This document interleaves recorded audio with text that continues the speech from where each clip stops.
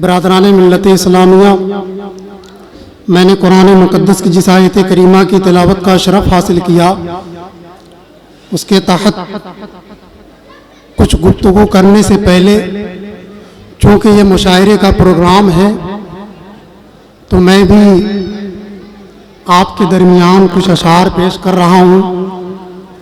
جناب صاحب بھائی سے خصوصی توجہ چاہوں گا جی عطا کریں اور انشاءاللہ شعر ایسا سناؤں گا صاحب بھائی رات بھر مجھ کو یاد کریں گے۔ کیا بات ہے، ماشاءاللہ توجہ کیجئے گا، یہ جشن غوث اعظم میں آپ آئے ہوئے ہیں، منقبت کے کچھ اشعار سماعت کر لیں۔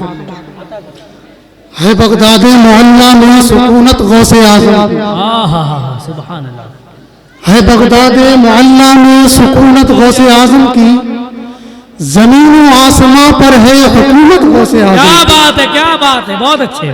ہے بغداد محلہ میں سکونت غوث اعظم کی، زمین و آسماں پر ہے حکومت غوث اعظم کی، اور خدا کے قہر سے اے ناسمجھ تو بچ نہ پائے گا، خدا کے قہر سے اے ناسمجھ تو بچ نہ پائے گا، سمجھ کر سوچ کر کرنا شکایت غوث اعظم کی، کیا بات، سمجھ کر سوچ کر کرنا شکایت غوث اعظم کی، اور ابو صالح تیرا بیٹا امام الاولیاء ہوگا، اللہ اللہ اللہ، ابو صالح تیرا بیٹا امام الاولیاء ہوگا۔ کیوں؟ امام الانبیاء نے دی بشارت غوث اعظم کی، کیا بات ہے، امام الاولیاء نے دی بشارت غوث اعظم کی، اور 1100 ولی پیدا ہوئے اس رات جیلا میں، 1100 ولی پیدا ہوئے اس رات جیلا میں، ہوئی جس رات جیلا میں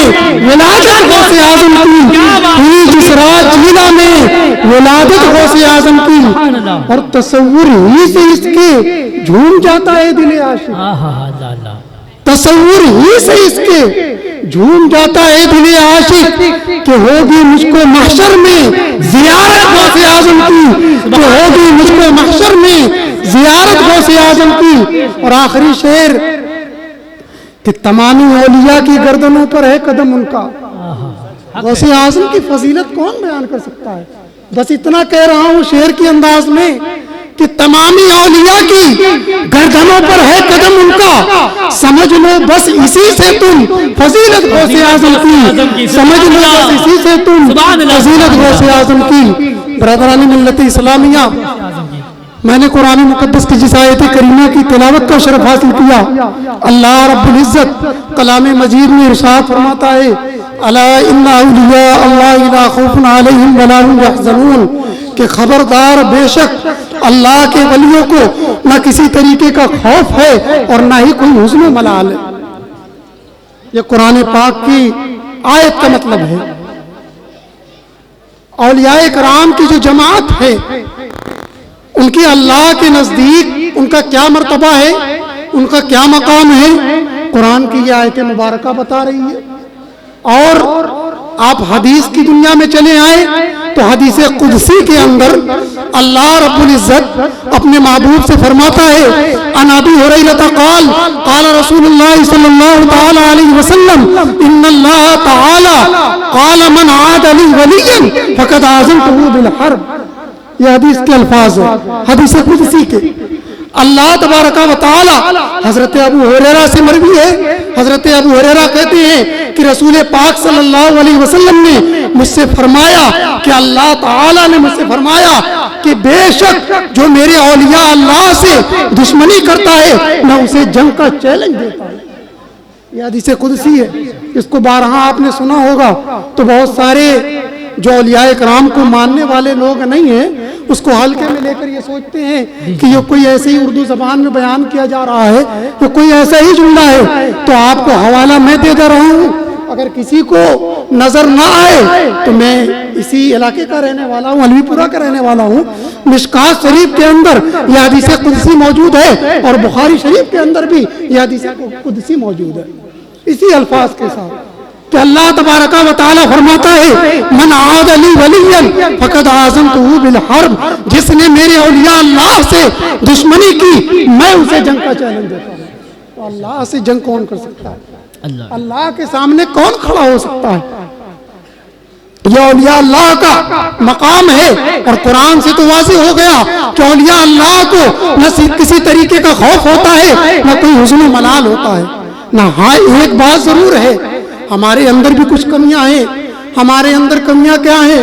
اولیاء کرام کی زندگی کو ہم سنتے سناتے ہیں، ان کی سیرت کو پڑھتے ہیں، ہم بڑے اچھے انداز میں یہ تو بیان کرتے ہیں کہ غوث اعظم اولیاء کرام کے سردار ہیں، ان کی عبادت کا عالم یہ ہے کہ غوث پاک 40 سال تک عشاء کے وضو سے فجر کی نماز پڑھتے ہوئے نظر آتے ہیں، لیکن ہم ان کے ماننے والے ہو کر ہم نماز کی پابندی نہیں کرتے، ہم مسجد کو آباد نہیں کرتے، ہماری مسجدیں ویران نظر آتی ہیں۔ تو اس طریقے سے ہم اللہ کے ولیوں کے ماننے والے نہیں کہلائیں گے، اولیاء اللہ کے محبت کرنے والے ہم نہیں کہلائیں گے۔ اگر ہم یہ کہتے ہیں کہ غوث اعظم کے دامن کو ہم تھامے ہوئے ہیں، ان کا دامن نہیں چھوڑیں گے، تو غوث پاک کا دامن پکڑنا ان کی سیرت پر عمل کرنا ہے، ان کی طریقے سے نماز کو پڑھنا ہے۔ وہ 40 سال تک عشاء کے وضو سے فجر کی نماز پڑھ رہے ہیں، ہم یہ تو نہیں کر سکتے، کم از کم اتنا تو کر سکتے ہیں کہ عشاء کے وضو سے عشاء کی نماز پڑھیں، سو جائیں اور فجر میں اٹھ کر کے پھر وضو کر کے فجر کی نماز پڑھیں، بے شک اتنا تو کر سکتے ہیں۔ ہم عام بندے ہیں، ہم اتنی تو کوشش کر سکتے ہیں، لیکن کمیاں ہمارے اندر ہیں۔ اور کمی کیوں ہے؟ غوث اعظم کے ہم نے صرف اسی پہلو کو جانا، صرف فضیلت والے پہلو کو دیکھا کہ غوث اعظم بغداد کے منبر سے اعلان کرتے نظر آئے ہیں، قدم حاضی علی رکبت کل ولی اللہ، کہ میرا یہ قدم تمام اولیاء اللہ کی گردنوں پر ہے۔ ہم نے یہی باتیں سنی، ہم نے غوث اعظم کی زندگی کا وہ پہلو نہیں دیکھا جو غوث اعظم بچپن سے تعلیم بھی حاصل کر رہے ہیں، دین کا علم سیکھ بھی رہے ہیں، اس کے بعد دنیا کو دین کا علم سکھا بھی رہے ہیں۔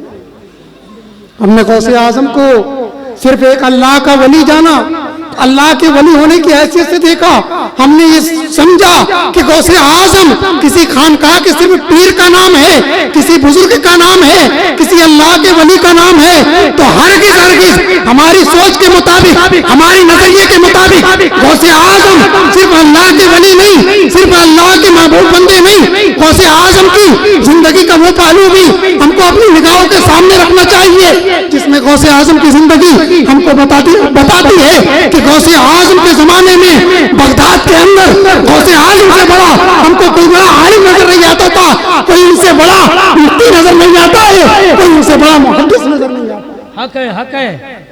آپ اس پہلو کو بھی دیکھیں نا کہ غوث اعظم کی شان یہ ہے کہ غوث اعظم اپنے وقت کے علماء کے بھی سردار ہیں، اپنے وقت کے محدثین کے بھی سردار ہیں، اپنے وقت کے مفتیان دین کے بھی سردار ہیں۔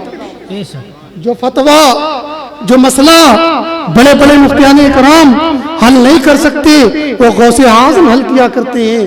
لیکن غوث اعظم کے اس پہلو کو ہم نے دیکھا ہی نہیں، اور اسی لیے ہمارے اس پہلو میں بیداری بھی نہیں ہے۔ آج ہمارے گھر کے اندر تعلیم و تربیت کا کوئی معاملہ نہیں بچا، بچہ کیا کر رہا ہے، قرآن پڑھ رہا ہے کہ نہیں، اس کی کوئی فکر نہیں ہے۔ ہمیں انگلش میڈیم میں داخلہ کرانا ہے، بچے کو انگلش آنی چاہیے، ورنہ دنیا کے سامنے بے عزتی ہو جائے گی۔ قرآن پڑھتا ہے کہ نہیں، قرآن آ رہا ہے کہ نہیں، ہمیں اس سے کوئی غرض نہیں۔ لیکن وہی غوث اعظم کیا آپ کو یہ درس نہیں دے رہے؟ غوث اعظم جب پیدا ہو رہے ہیں 14 پارے کے حافظ نظر آ رہے ہیں، ایک روایت کے مطابق 20 پارے کے حافظ نظر آ رہے ہیں۔ بتائیے، مختلف روایتیں ملتی ہیں، تو ایسا کیوں ہے؟ کیسے ہے؟ کیسے غوث اعظم پیدا ہوتے ہی 14 پارہ کے حافظ ہو گئے یا 20 پارہ کے حافظ ہو گئے؟ تو ان کی سیرت کیا آپ کو نہیں بتاتی کہ آج کی ماؤں کی طرح غوث اعظم کی ماں نے غوث اعظم کی تربیت نہیں کی؟ آج بچہ روتا ہے تو کیا ہوتا ہے؟ ہر گھر کا یہی ماحول ہے، ہمارے گھر کا بھی یہی ماحول ہے، اور آپ کے گھر کا بھی یہی ماحول ہے۔ کیا ماحول ہے؟ بچہ رو رہا ہے، موبائل چالو کیا، کارٹون لگا کے دے دیا، سیریل لگا کے دے دیا، اور اپنے کام میں مگن ہو گئے۔ بچہ جب بچپن میں گانا سیکھے گا، ڈانس دیکھے گا، بڑا ہو کر وہ گانا گائے گا اور ڈانس کرے گا۔ اور غوث اعظم کی والدہ، لوگوں نے پوچھا نا غوث اعظم سے کہ آپ پیدا ہوئے ہیں ابھی 14 پارہ حفظ کہاں کیا آپ نے؟ استاد کے پاس جب لے جایا گیا تھا غوث اعظم کو، کہا پڑھو بیٹا الف، کہا نہیں پڑھیں گے۔ کہا کہاں سے پڑھو گے؟ کہا سبحان الذی اسریٰ سے۔ تو 14 پارہ تو پڑھ لیا، 14 پارہ تو حفظ کر لیا، 14 پارہ تو مجھے بغیر دیکھے یاد ہے۔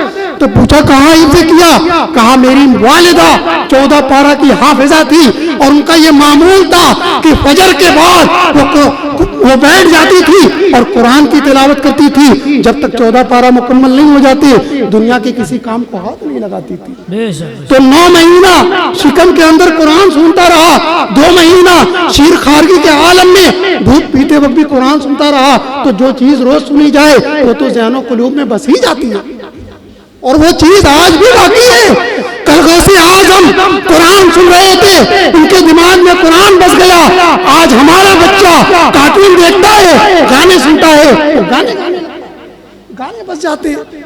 ایسا نہیں ہے کہ وہ اثر ختم ہو گیا، جیسی تربیت ہوتی ہے ویسا رزلٹ سامنے آتا ہے، ویسا نتیجہ سامنے آتا ہے۔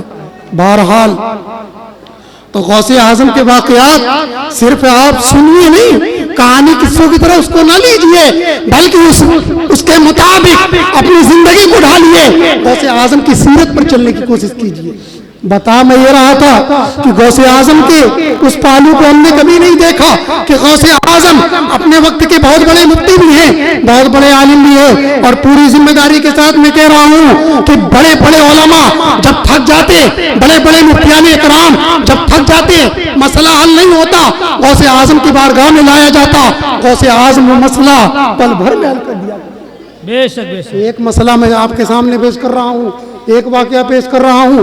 غوث اعظم کا زمانہ ہے، غوث اعظم کے زمانے میں ایک بندے نے، ایک شخص نے یہ قسم کھا لی اپنی بیوی کے سامنے، کہا کہ میں کوئی ایسی عبادت کروں گا کہ پوری روئے زمین پر اس عبادت میں میرا کوئی ثانی نہیں ہوگا، پوری دنیا کے اندر وہ عبادت صرف میں کروں گا، میرا کوئی ثانی نہیں ہوگا۔ اور کہا اگر نہ کر سکوں تو تجھے طلاق ہے۔ لوگ ایسی باتیں کر دیا کرتے ہیں، لیکن جب ہوش آتا ہے تو سمجھ میں آتا ہے یہ کیا کہہ دیا، اب تو بیوی بھی نکاح سے باہر جا رہی۔ جب آیا ہوش، کہا نماز پڑھتا ہوں، اللہ کی زمین بہت بڑی ہے، میں یہاں نماز پڑھ رہا ہوں، کوئی کہیں نہ کہیں تو نماز پڑھ رہا ہوگا، میں روزہ رکھ رہا ہوں، پوری دنیا کے اندر کوئی بندہ تو ہوگا روزہ رکھ رہا ہوگا۔ وہ ساری عبادتوں کا جائزہ لیتا ہے، اس کا ذہن یہی کہتا ہے اگر میں یہ کر رہا ہوں، پوری دنیا کے اندر اتنی بڑی اللہ کی زمین ہے، اتنی بڑی دنیا ہے، کوئی نہ کوئی تو وہ عبادت کر رہا ہوگا۔ اب اس کا دماغ ٹھکانے آ گیا، اب گیا علماء کی بارگاہ میں، علماء نے جب مسئلہ سنا کہا اس کا حل تو کوئی نظر نہیں آتا، کوئی حل نظر نہیں آتا، تمہاری بیوی کو بہرحال ہمارے حساب سے تو طلاق ہی واقع ہوگی۔ لوگوں نے یہ کہا ایک مرتبہ غوث اعظم کی بارگاہ میں چلے جاؤ، ہو سکتا ہے کچھ معاملہ حل ہو جائے۔ وہ بندہ گیا، غوث اعظم کی بارگاہ میں گیا، غوث پاک کو اپنا پورا مسئلہ بتایا۔ غوث پاک تو پہلے جلال میں آ گیا، کہا ایسی قسم کھانے کی ضرورت کیا تھی جس میں ایسا خطرہ ہو جائے جو مسئلہ تم کو سمجھ میں نہ آئے، لوگ پریشان ہو جائیں، ایسی قسم کھانے کی ضرورت کیا تھی؟ اس کے بعد کہا اچھا جاؤ ایک سواری کا انتظام کرو اور پھر آؤ، میں اس مسئلے کا تم کو حل بتاتا ہوں۔ وہ بندہ گیا اور سواری لے کر کے غوث پاک کی بارگاہ میں حاضر ہوا۔ غوث پاک اس کے ساتھ سواری پر سوار ہو کر کے مکہ مکرمہ چلے گئے، اور وہاں پر گئے تو دیکھا لوگ عمرہ کرنے کے لیے خانہ کعبہ میں حاضر ہیں اور لوگ طواف کر رہے ہیں۔ غوث اعظم وہاں گئے، غوث اعظم نے لوگوں کو آواز لگائی، کیا ہے لوگوں، یہ عبد القادر تم سے گزارش کر رہا ہے کہ تم لوگ تھوڑی دیر کے لیے اپنے طواف کو روک دو۔ اور اس بندے سے کہا جب لوگ رک گئے، کہا تم اب خانہ کعبہ کا طواف کرو، یہ خانہ کعبہ کا طواف کرنا یہ تمہاری ایک ایسی عبادت ہوگی کہ اگر تم یہ طواف کر رہے ہو اور کوئی نہیں کر رہا تو دنیا کے اندر اس عبادت میں تمہارا کوئی ثانی نہیں، اس لیے کہ سارے انسان گواہ ہیں کہ اللہ کا گھر خانہ کعبہ پوری دنیا میں ایک ہی ہے، وہ مکہ میں موجود ہے اور طواف صرف خانہ کعبہ کا ہوتا ہے اور یہاں تم طواف کر رہے ہو, تمہارے علاوہ کوئی طواف نہیں کر رہا, تو اس کا مطلب اس عبادت میں تمہارا کوئی ثانی نہیں. اس طریقے سے تمہاری قسم پوری ہو جائے گی اور تمہاری بیوی تمہارے نکاح سے نہیں نکلے. نہیں نظر آیا آپ کو؟ آپ کو پتہ چلا کہ نہیں؟ غوث اعظم اپنے وقت کے ایک بہت بڑے مفتی بھی ہیں, ایک بہت بڑے عالم بھی ہیں, اور انہوں نے اس مسئلے کو حل کر کے اور مکتب میں جا کر کے قرآن پڑھ کر کے دین کا علم حاصل کر کے لوگوں کو یہ پیغام بھی دیا کہ دیکھو جب اللہ کا ایک اتنا بڑا ولی جو تمام اولیاء اللہ کا سردار ہے وہ بھی مدرسہ نظامیہ میں جا کے پڑھ رہا ہے, وہ بھی باضابطہ طور پر تعلیم حاصل کر رہا ہے, تو ہماری کیا حیثیت ہے؟ ہم کو تو بدرجہ اعلیٰ مدرسے جانا چاہیے, قرآن کی بھی تعلیم لینی چاہیے اور علم دین کو بھی سیکھنا چاہیے. لیکن ہمارا معاملہ بالکل برعکس نظر آتا ہے. ہم غوث اعظم کے ماننے والے تو ضرور ہیں, وہ غوث اعظم کا اس غوث اعظم کی محبت کا دعویٰ کرتے ہیں جن کی نماز کبھی نہیں چھوٹی. ہماری نمازوں پر نمازیں قضا ہو جاتی ہیں. اچھا یہ تو ہوتا ہی ہے, اس کے باوجود اور بھی خرابیاں ہیں. نماز چھوٹتی ہے, اس کے بعد ہمیں نماز پڑھنے کا طریقہ بھی صحیح سے نہیں معلوم ہوتا. 50% لوگ تو ایسے مسجد میں آتے ہیں جن کو صحیح سے نماز نہیں آتی. اگر نماز آتی بھی ہے صحیح سے وضو نہیں آتا, صحیح سے غسل نہیں آتا. تو یہ ساری چیزیں ایسی ہیں کہ اگر یہ ساری چیزوں میں خامیاں رہ جائیں گی آپ کی عبادت ناقص ہونا تمام رہ جائے گا. اور یہ میں نہیں کہتا, میرے حضور کی حدیث کہتی ہے. حضور فرماتے ہیں, مشکات شریف کی حدیث ہے کہ الوضو مفتاح الصلاۃ, وضو نماز کی کنجی ہے, الصلاۃ مفتاح الجنہ, اور نماز جنت کی کنجی ہے. جس کا وضو مکمل نہیں ہوگا اس کی نماز صحیح نہیں ہوگی, اور جس کی نماز صحیح نہیں ہوگی وہ جنت میں کیسے جائے گا؟ نماز تم پر فرض کی گئی. اللہ تبارک و تعالی کل قیامت کے روز سب سے پہلے جس عبادت کے بارے میں پوچھے گا وہ نماز ہے, وہ نماز ہے. نماز کے بارے میں پوچھا جائے گا. تو نماز پڑھنے کے لیے ہمیں پہلے نماز کے جو طریقے ہیں اس کو سیکھنا ہوگا. جو نماز کا ذریعہ ہے, نماز کے لیے وضو کا صحیح ہونا ضروری ہے, ہمارے غسل کا صحیح ہونا ضروری ہے. تو وہ ساری چیزیں ہم کو سیکھنی ہوگی. یہ ساری چیزیں ہم کب سیکھیں گے؟ ہماری عمریں گزر جاتی ہیں, باتیں کڑوی ضرور ہیں. آج آپ اپنے علاقے کا اگر احاطہ کریں, اذانیں ہوتی ہیں, ایسے الفاظ ہوتے ہیں اللہ کی پناہ, ایسے کوئی اشہد ان محمد الرسول اللہ کہہ کر چلا جاتا ہے, کوئی محمد رسول اللہ کہہ کر چلا جاتا ہے, اور عمریں 60 سال ہو گئی, 50 سال ہو گئے, اذان کے کلمات تک صحیح طریقے سے ہم کو کہنا نہیں آیا.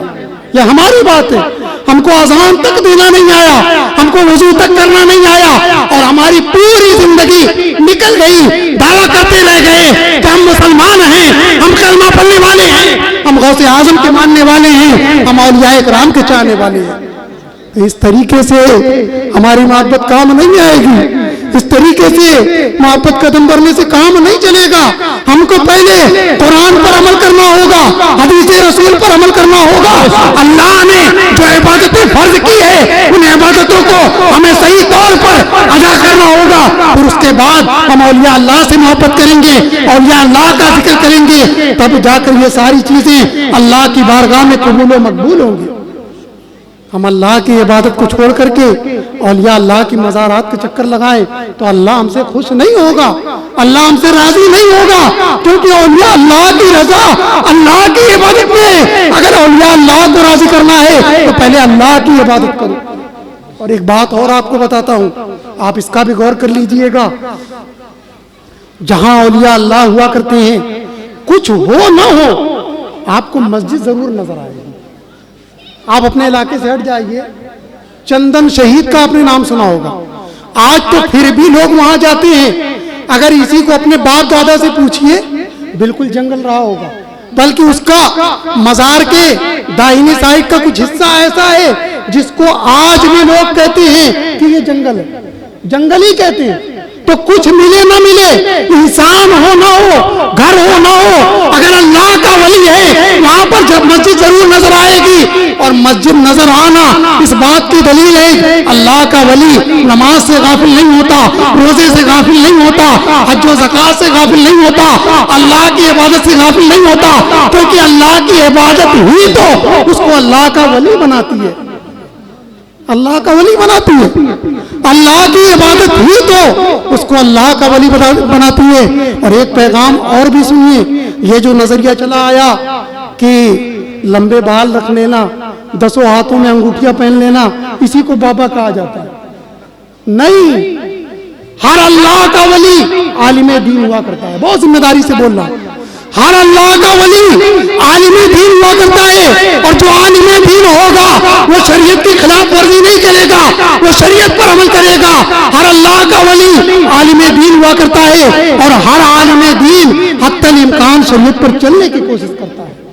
ہر عالم اللہ کا ولی نہیں ہو سکتا، لیکن یہ پکی بات ہے، بالکل فائنل بات ہے کہ جو بھی اللہ کا ولی ہوگا وہ عالم ضرور ہوگا، چاہے وہ باضابطہ طور پر مدرسے میں جا کر پڑھے یا اللہ تبارک و تعالی اس کو اپنی عطا سے اتنا علم عطا فرما دے کہ وہ دنیا کا عالم نظر آئے، اور اللہ کا ولی عالم ہوا کرتا ہے۔ سمجھے نا؟ ہم نے جو یہ نظریہ بنایا کہ لمبے بال رکھنا، تسبیح پہن لینا، 10 انگلیوں میں انگوٹھی پہن لینا، اس کو اللہ کا ولی کہتے ہیں، اس کو بابا والا کہتے ہیں، نہیں۔ اور وہ بھی تاریخ کی روشنی میں کہہ رہا ہوں، خواجہ نظام الدین اولیاء محبوب الہی کی بارگاہ میں ایک بندہ اس غرض سے آیا کہ میں ان کی کوئی کرامت دیکھوں گا، ان سے مرید ہو جاؤں گا۔ بڑا نام سنا ہے محبوب الہی کا، نظام الدین اولیاء کا، ان کی کوئی کرامت دیکھوں گا، ان سے مرید ہو جاؤں گا۔ چند دن ان کے ساتھ رہا، کوئی کرامت نہیں دیکھی، واپس جانے لگا۔ نظام الدین اولیاء محبوب الہی نے کہا کہاں جا رہے؟ کہا جا رہا ہوں۔ کہا کچھ کام سے تم آئے تھے؟ کہا آیا تو تھا لیکن کچھ سوچ کر آیا تھا۔ کہا کیا سوچ کر آئے تھے؟ کہا سوچ کر آیا تھا کہ آپ سے کوئی کرامت دیکھوں گا، آپ کا مرید بن جاؤں گا۔ کہا اچھا سنو، کیا تم نے مجھ سے کوئی کرامت نہیں دیکھی؟ کہا کوئی کرامت کا ظہور تو میرے سامنے نہیں ہوا۔ تو نظام الدین اولیاء محبوب الہی کہتے ہیں کیا تم جتنے دن میرے ساتھ رہے کیا تم نے مجھ کو نماز چھوڑتے ہوئے دیکھا؟ کہا نہیں دیکھا۔ کہا کبھی بھی شریعت کے خلاف کوئی کام کرتے ہوئے دیکھا؟ کہا نہیں دیکھا۔ اب غور سے سنو، محبوب الہی کہتے ہیں کہ سب سے بڑی کرامت شریعت پر استقامت ہے، جو بندہ شریعت پر عمل کرتا ہے اس سے بڑی کرامت کوئی ہو ہی نہیں سکتی۔ یہ کون کہہ رہا ہے؟ محبوب الہی کہہ رہے ہیں۔ کہا سب سے بڑی کرامت دین پر استقامت ہے، جو بندہ دین پر سب چلتا ہے اس سے بڑا اللہ کا نیک بندہ کوئی نہیں ہو سکتا۔ اور یہ اس سے فرمایا، وہ بندہ کہا ہاں آپ سچ کہتے ہیں، اور نظام الدین اولیاء محبوب الہی سے وہ مرید ہو گیا۔ تو نماز پڑھنا یہ بھی ایک کرامت ہے، اس سے بڑی کرامت کون سی ہے؟ اگر آپ 5 وقتہ نمازی ہیں، اللہ توفیق دے دے، تو اس سے بڑی کوئی کرامت نہیں ہو سکتی۔ تو ہم اولیاء اللہ کا صرف دامن لفظی طور پر کب تک تھامے رہیں گے؟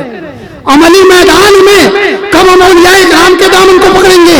ہماری مسجدیں کب سے اسی طریقے سے مرثیہ کھا رہیں گی؟ ہماری مسجدیں کب تک اس طریقے سے ویران رہیں گے؟ کب تک ہم دین سے دوری بنائے رکھیں گے؟ ہم قرآن کی تعلیم بھی نہیں دیتے۔ آپ نے پوسٹر میں میرا بڑا لمبا چوڑا نام دیکھا ہوگا، تو بڑے لوگ سوچ رہے ہوں گے کہ ابھی تو 25 سال عمر ہے، یہ حاجی صاحب بھی ہو گئے، قاری صاحب بھی ہو گئے، حافظ صاحب بھی ہو گئے، مولوی صاحب بھی ہو گئے۔ کچھ لوگوں کو یہ بھی سمجھ سکتا ہے، تو ہر پہلو پر میں تھوڑا تھوڑا تذکرہ کر دے رہا ہوں۔ ابھی آپ کے سامنے بڑے اچھے انداز میں حافظ نسیم صاحب نے، قاری نسیم صاحب نے قرآن کریم کی تلاوت کی، لا اقسم بہذا البلد کی تلاوت کی، اور دوسری سورت کی اور بھی پڑھا۔ تو آپ نے غور کیا قرآن میں لکھا ہے لا اقسم بہذا البلد، لیکن وہ رک رہے ہیں تو بلد پڑھ دے رہے ہیں۔ تو حافظ صاحب کو کس نے اختیار دے دیا کہ وہ کسرہ اپنے حساب سے ہٹا دے؟ آپ کے ذہن میں یہ سوال آ سکتا ہے نا، حافظ صاحب کو کس نے اختیار دیا؟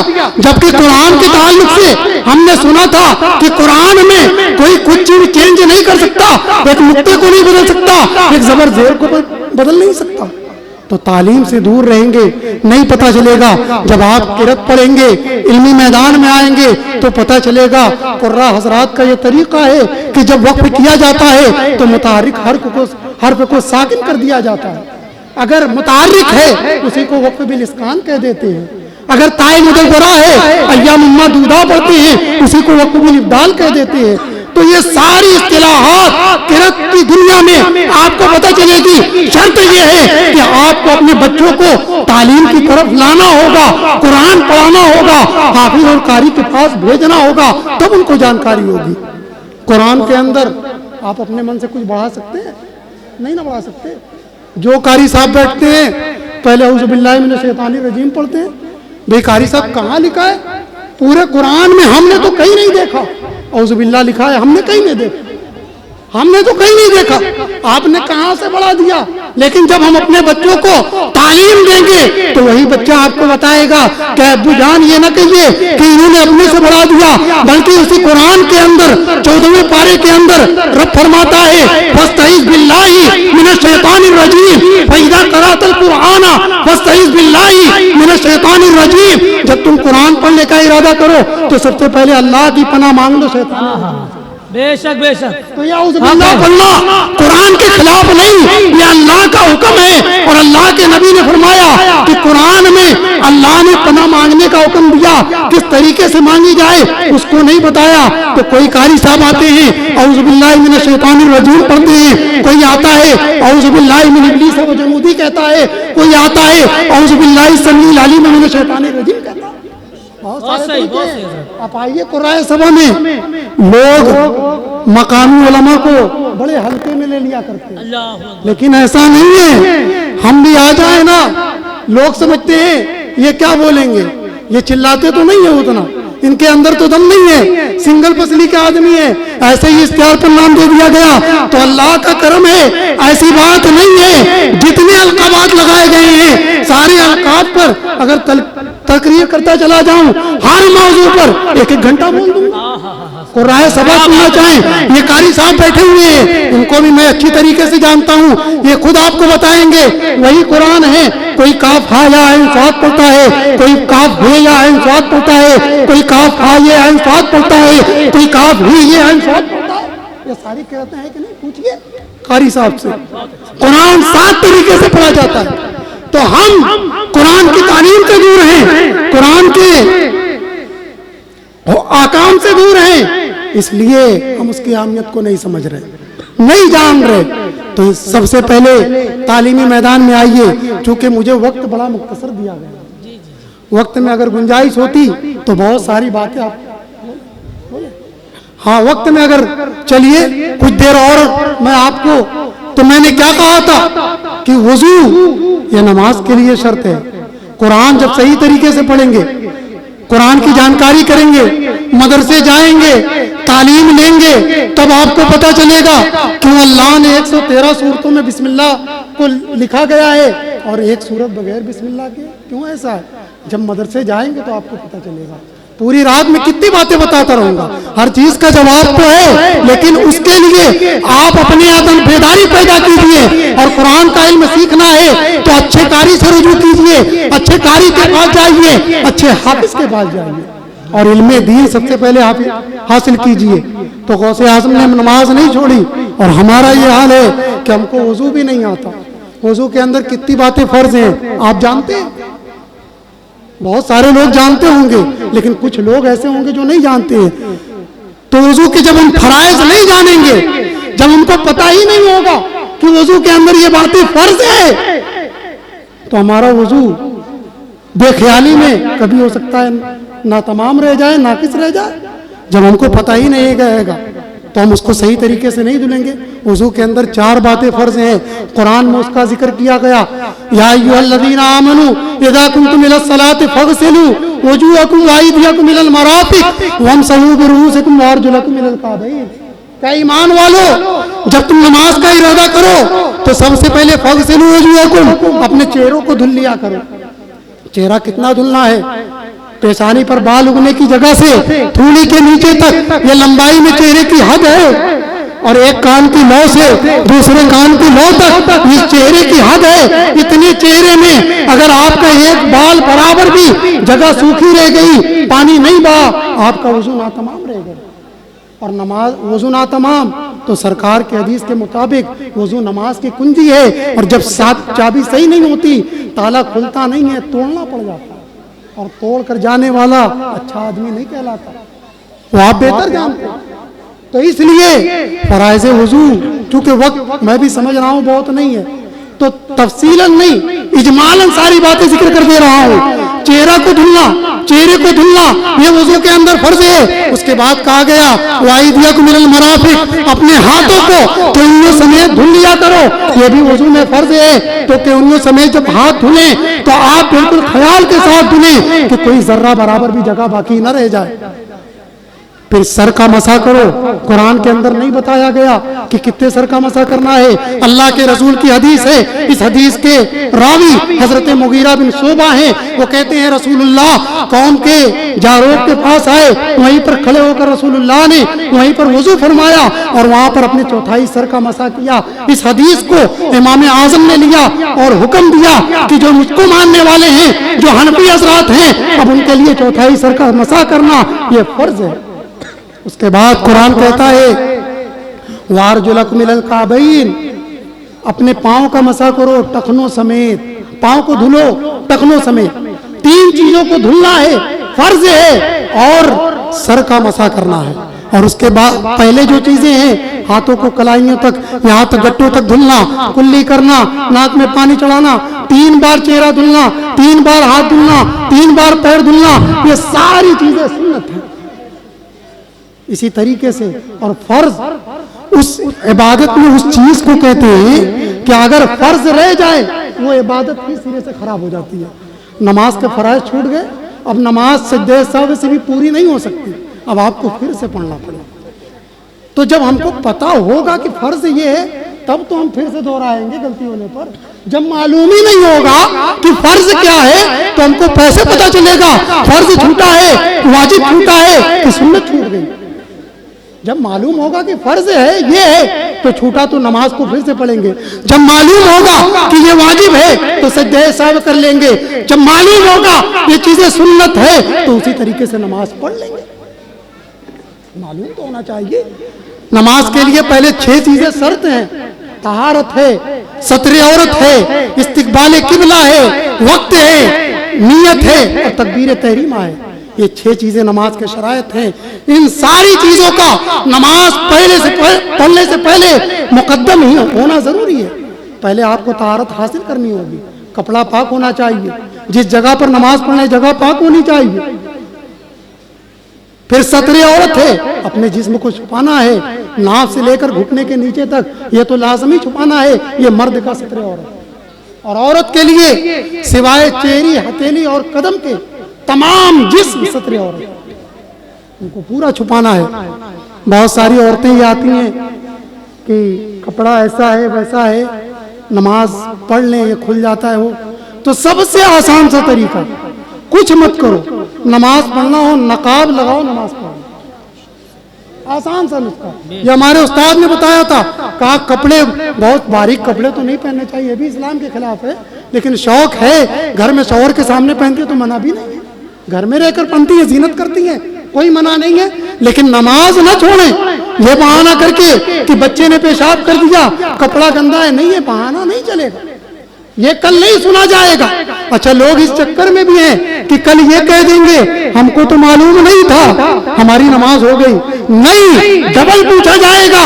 اس نظریے سے کیوں نہیں سوچتے کہ اللہ تبارک و تعالیٰ تم سے اس بات کی حساب لے گا, پہلے اس بات کا بھی حساب لے گا کہ علم دین کیوں نہیں سیکھا. جب میرے حبیب نے فرمایا تھا کہ طلب العلم فریضۃ علی کل مسلم والمسلمات, کہ علم دین سیکھنا ہر مسلمان مرد عورت پر فرض ہے, تو تم نے علم دین کیوں نہیں سیکھا. یہ بات بھی تو پوچھی جائے گی. یہ کہہ کر جان چھوٹنے والی نہیں ہے. بہت سارے لوگوں کا یہ نظریہ ہے کہ ہماری ہو جائے گی, ہم کو معلوم نہیں رہا ہے, ہماری ہو جائے گی. نہیں بھائی, ایسے کام نہیں چلے گا, آپ کو سیکھنا پڑے گا, ورنہ ڈبل. ہم کو تو امتحان دینا ہی ہے سخت. علماء کو پکڑ پکڑ کے پوچھا جائے گا جتنا علم سیکھا پہنچایا لوگوں تک، ہم سے بھی پوچھا جائے، ایسی بات نہیں ہے۔ تو یہ نماز کے شرائط ہو گئے، جلدی جلدی بولیے۔ طہارت، ستر عورت، استقبال قبلہ، وقت، نیت، تکبیر تحریمہ۔ آپ گھبرا نہیں رہے میری تقریر سے، میں تقریر نہیں کرتا، میں ایسے ہی واز کرتا ہوں، درس کا عادی۔ ہاں، اس کے بعد نماز کے قریب آ جائیے۔ نماز میں 7 باتیں فرض ہیں، 7 باتیں فرض ہیں جس پر آپ کو مکمل توجہ رکھنی ہے کہ اس میں کوئی بھی خامی نہ آنے پائے۔ اگر اس میں خامی آئی، غلطی ہوئی، مسٹیک ہوئی، وہ عبادت آپ کی فاسد ہوگی۔ سب سے پہلے جہاں سے شرائط کو آپ نے چھوڑا ہے وہیں سے فرائض شروع ہو رہے ہیں۔ تکبیر تحریمہ یہ نماز کا سب سے پہلا فرض ہے۔ اس کے بعد قیام کرنا۔ بہت سارے لوگ اچھے سے چلتے پھرتے ہیں، مسجد میں آتے ہیں تو ان کو گھٹنے میں درد ہو جاتا ہے، ان کو کرسی بھی چاہیے، اور بعض حضرات تو اتنے زیادہ درد میں مبتلا ہو جاتے ہیں مسجد میں آ کر کے پھاڑتی مار کے بیٹھ جاتے ہیں۔ چلتے ہیں تو جتنی دیر آپ کھڑے رہ سکتے ہیں اتنی دیر آپ کو کھڑے رہنا فرض ہے۔ آپ بھلے طاقت نہیں ہے کچھ دیر بعد بیٹھ جائیے، یہ طریقہ ہے کیسے نماز پڑھی جائے، اس کو تفصیل سے اس کی جانکاری کیجیے۔ قیام فرض ہے۔ نفل عبادت میں نفل نماز آپ بیٹھ کر پڑھ لیں گے چل جائے گی، اس کے بارے میں بھی فرمایا گیا کہ نفل نماز جو بیٹھ کر پڑھی جاتی ہے اس کو کھڑی ہوئی نماز سے آدھا ثواب دیا جاتا ہے۔ سمجھ رہے؟ تو قیام، تکبیر تحریمہ، قیام، قرات، رکوع، سجود، قعدہ اخیرہ اور خروج بسمہ ہی، یہ 7 چیزیں نماز کے اندر فرض ہیں، نماز کے اندر فرض ہیں۔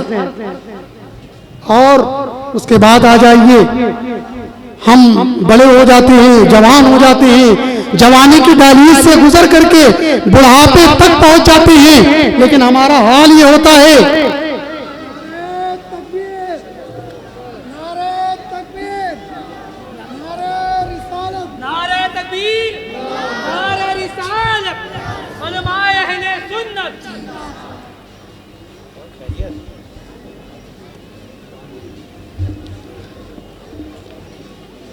ایک مرتبہ درود پاک پڑھیں، اللہ رب محمد صلی اللہ علیہ وسلم، نحن عباد محمد صلی اللہ علیہ وسلم۔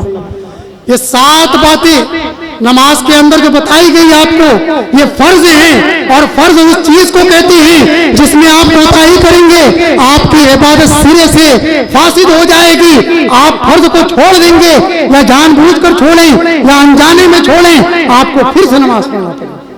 اور جو واجبات نماز ہیں وہ اگر چھوٹ گئے، بھولے سے چھوٹ گئے، آپ سجدہ سہو کر لیں گے، آپ کی نماز مکمل ہو جائے گی۔ میں بتا رہا تھا کہ ہم جوانی سے نکل کر کے بچپنے سے جوانی تک آ جاتے ہیں، جوانی سے بڑھاپے تک آ جاتے ہیں، یہاں تک آ جاتے ہیں، غسل کرنا نہیں آتا۔ غسل میں کیا باتیں فرض ہیں ہم کو معلوم ہی نہیں ہوتی کہ کیا چیزیں فرض ہیں، کس پر ہم توجہ دیں۔ تو غسل کے اندر 3 باتیں فرض ہیں، آپ کو کلی اچھی طریقے سے کرنی ہے۔ اگر آپ روزے دار نہیں ہیں تو غرارہ کریں، اس طریقے سے کریں کہ حلق تک پانی چلا جائے، ناک میں پانی چڑھائیں، یہ بھی فرض ہے، اور اس طریقے سے چڑھائیں کہ جتنا نرم حصہ ہے اس کو اوپر تک آپ کے پانی پہنچ جائے، اور پورے جسم پر اس طریقے سے پانی بہائیں کہ ایک بال برابر بھی جگہ باقی نہ رہے، اور اگر رہ گئی تو آپ کا غسل ناتمام رہ جائے گا، آپ ناپاک رہ جائیں گے، اور ناپاکی کی حالت میں کتنی بھی عبادتیں کرتے رہیں وہ ساری عبادتیں آپ کی ناقص رہ جائیں گی، ناتمام رہ جائیں گی۔ تو اس لیے، اور ناف کا خاص طور سے خیال رکھیں، ناف میں انگلی ڈال کر کے اس کو چلا لیا کریں، جو گندگی ہے اس کو بھی صاف کریں اور وہاں پر بھی پانی پہنچائیں۔ اور علم دین کے تعلق سے بس چونکہ حضرت آ چکے ہیں، میں اپنی گفتگو کو چند اور جملے کے ساتھ بس سمیٹ رہا ہوں۔ علم دین کی کیا حیثیت ہے، کیا اس کا مقام ہے؟ بزرگان دین فرماتے ہیں جتنی کتابیں لکھی گئیں، عربی ہو، فارسی ہو، اردو ہو، آپ شیخ سعدی شیرازی کی کتاب اٹھا کر دیکھیے، شیخ سعدی شیرازی اپنی کتاب گلستہ کے اندر علم دین کا جب باب باندھتے ہیں، علم دین کے تعلق سے جب باب باندھتے ہیں تو فارسی میں لوگوں کو سمجھاتے چلے جاتے ہیں، علماء کی بھی رہنمائی کرتے چلے جاتے ہیں اور عوام کی بھی رہنمائی کرتے چلے جاتے ہیں۔ کہیں پر شیخ سعدی شیرازی کہتے ہیں کہ عالم ناپرہیزگار کورے مشعلہ دارس یہدا بھی وہ الایاتتی، جو بے عمل عالم ہے وہ ایسا ہے جیسے چراغ رکھنے والا اندھا آدمی۔ لوگ تو اس سے ہدایت پا رہے ہیں، وہ خود ہدایت نہیں پا رہے۔ جو عالم تو ہے لیکن عمل نہیں کرتا، جو اپنے علم پر عمل نہیں کرتا، وہ ایسا ہے لوگ تو اس کی باتیں سن کر مسجد کی طرف جا رہے ہیں اور وہ خود ہدایت نہیں پا رہے، یہ عالم کی رہنمائی کر رہے ہیں۔ اور جب لوگ آج مال کے چکر میں پڑے ہیں نا، شیخ سعدی نے تو بہت پہلے، اور شیخ سعدی کیسے گزر گئے ہیں، اعلیٰ حضرت نے ان کی تعریف میں بہت ساری باتیں لکھی، بہت ساری باتیں، بس اسی اندازہ لگائیے کس پائے کے یہ بزرگ ہیں اور کس مقام کے عالم ہیں۔ یہ کہتے ہیں کہ مال از بہر عمر آسائش عمرس، مال از بہر آسائش عمرس، مال اتنا کماؤ جتنے میں زندگی آسانی سے گزر گئے، نہ کہ عمر از گر کر دینے مال۔ اللہ نے یہ زندگی تم کو مال جمع کرنے کے لیے نہیں دی ہے، مال کا ذخیرہ کرنے کے لیے نہیں دی ہے۔ مال اتنا کماؤ، آسانی سے اگر کما رہے ہو تو کماتے چلے جاؤ، مگر مال کے لیے دقتیں نہ جھیلو، بس اتنا کماؤ جس میں عمر بیت جائے، کیونکہ جب قبر میں جانا ہے سارے مال کو چھوڑ کر جانا ہے۔ اور علم کے تعلق سے کیا کیا فرماتے ہیں آپ سنتے چلے جائیے، یہی شیخ سعدی ہیں، کہتے ہیں علم چندہ کے بیستر خانی، چو عمل در تو نیست نادانی، نہ محقق بود نہ دانش مند، چار پائے برو کتابیں چند، آتے ہی مغزرہ چہ علم و خبر برو حضمت یا دفتر۔ یہی شیخ سعدی ہیں، کہیں کہ علم دین جتنا بھی پڑھ لو جب تک عمل نہیں کرو گے سب بیکار ہے، جتنا بھی سیکھو اس پر عمل کرنے کی کوشش کرو، عمل کرتے چلے جاؤ۔ تو کہتے ہیں علم چندہ کے بیستر خانی، چو عمل در تو نیست نادانی، جتنا بھی علم پڑھ لو اگر عمل نہیں کرتے تو سب بے وقوفی ہے۔ نہ محقق بود نہ دانش مند، چار پائے برو کتابیں چند، صرف پڑھنے سے کوئی محقق اور دانش مند نہیں ہو جاتا۔ آگے مثال کیسی دیتے ہیں کہ گدھے کے اوپر، آپ کے علاقے میں جب اینٹا آتا ہے تو گدھے اینٹا دھوتے، دیکھا ہے نا، گدھے سے اینٹا دھوئے، کہا گدھے کے اوپر اگر لکڑی رکھ دی جائے، لکڑی کا گٹھر رکھ دیا جائے، لکڑی کا گٹھر رکھ دیا جائے یا اینٹا رکھ دیا جائے، آتے ہی مغزرہ چہ علم و خبر، اس کو کیا معلوم کہ لکڑی رکھی ہوئی ہے یا اس کے اوپر بخاری مسلم رکھ دیں، اس کو کیا معلوم، وہ اس کو بھی ڈھو کر وہیں پہنچا دے گا اور لکڑی کو بھی ڈھو کر وہیں پہنچا دے گا۔ برو حیزمس یا دفتر، وہ اس کو کیا معلوم کہ اس کے اوپر لکڑی ہے یا دفتر یا کتابوں کا ایک ذخیرہ ہے۔ یہ شیخ سعدی ہیں، تو ایسا نہیں ہے کہ آپ کو مقامی علماء نہیں بیان کر سکتے۔ فارسی عبارتیں کتنی سنی ہے، گلستہ کی پورے باب کو سناتا چلا جاؤں گا، پوری رات گزر جائے گی۔ علم قرأت پر کتنی باتیں سنی ہیں آپ کو، حفظ قرآن پر کتنی باتیں سنی ہیں۔ آج ہی ایک سوال آیا مدرسے میں کہ موسیٰ علیہ السلام کا تذکرہ قرآن کے، میرے شاگرد لوگ بھی بیٹھے ہیں، پوچھئے کہ قرآن میں اللہ نے کس کس پارے میں موسیٰ علیہ السلام کا ذکر نہیں کیا؟ کہا یہ تو بڑا اچھا سوال ہے، میں نے قرآن کھولا چلا گیا تو آپ کو تعجب ہوگا، قرآن میں صرف 5 پارے ایسے ہیں جس میں موسیٰ علیہ السلام کا نام نہ ہو، 25 پاروں میں موسیٰ علیہ السلام کا تذکرہ ہے۔ دیکھیے کیا شان ہے موسیٰ علیہ السلام، 4واں پارہ، 5واں پارہ، 10واں پارہ اور 14واں پارہ اور 29واں پارہ، یہ 5 پاروں کو چھوڑ دیں، ہر پارے میں موسیٰ علیہ السلام کا ذکر ہے۔ اور علم دین اور علماء کی کیا قدر ہے، یہی موسیٰ علیہ السلام۔ بس بالکل آخری بات، یہ موسیٰ علیہ السلام ہے، ان کا کیا مقام ہے، یہ بڑے جلالی پیغمبر ہیں، اس سے آپ واقف ہیں کہ موسیٰ علیہ السلام کا جلال بڑا مشہور ہے۔ اللہ کے نبی نے جب علماء کی فضیلت میں یہ حدیث بیان فرمائی، العلماء امتی کانبیاء بنی اسرائیل، کہ میری امت کے علماء بنی اسرائیل کے نبیوں کی طرح ہیں، تو حضرت جب ہمارے آقا صلی اللہ علیہ وسلم معراج کی رات آسمان پر تشریف لے گئے، چھٹے آسمان پر حضرت موسیٰ کلیم اللہ سے ملاقات ہوئی، موسیٰ علیہ السلام نے ہمارے آقا کا دست کرم پکڑ لیا اور کہا یا رسول اللہ، آپ نے اپنے علماء کی بڑی فضیلت بیان کی، وہ اس لائق ہیں بھی۔ سبوں نے تو اعتراض نہیں کیا، لیکن موسیٰ علیہ السلام اپنے جلال کے مطابق، کیونکہ یہ وہی موسیٰ ہیں جنہوں نے کہا تھا مجھ سے بڑا عالم کوئی نہیں، تو اللہ نے کہا جاؤ میرے بندے خضر کو دیکھو، حضرت خضر کو دیکھو، حضرت خضر علیہ السلام سے ملاقات تو کرو، تم کو پتہ چلے گا کہ اللہ کے کیسے کیسے بندے اسی دنیا کے اندر رہتے ہیں۔ تو جب اللہ کے نبی سے کہا، آپ نے فرمایا کیا علماء امتی کا انبیاء بنی اسرائیل، تو واقعی علماء اس کے حقدار ہیں۔ تو میرے آقا نے فرمایا کہ میں کیا بتاؤں، تم خود ہی پوچھ لو۔ حضرت امام غزالی کی روح کو اللہ کے رسول نے موسیٰ علیہ السلام کے سامنے پیش کر دیا اور کہا یہ میری امت کا بہت بڑا عالم ہوگا، اس سے جو چاہو سوال کرو اور تم خود مطمئن ہو جاؤ۔ حضرت موسیٰ علیہ السلام نے سوال کیا، ما اسمو کا، آپ کا نام کیا ہے؟ واٹ از یور نیم، نام سما چیز، آپ کا نام کیا ہے؟